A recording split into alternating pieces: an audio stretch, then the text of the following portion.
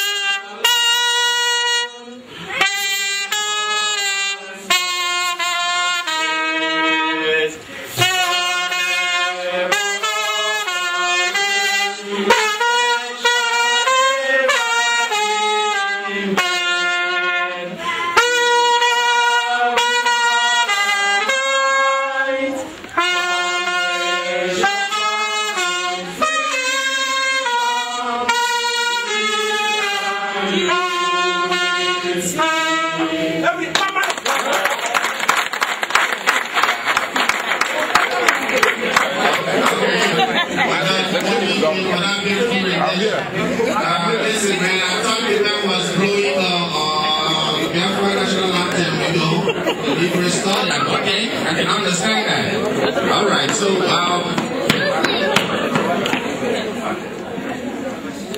okay, ladies and gentlemen, Mr. D.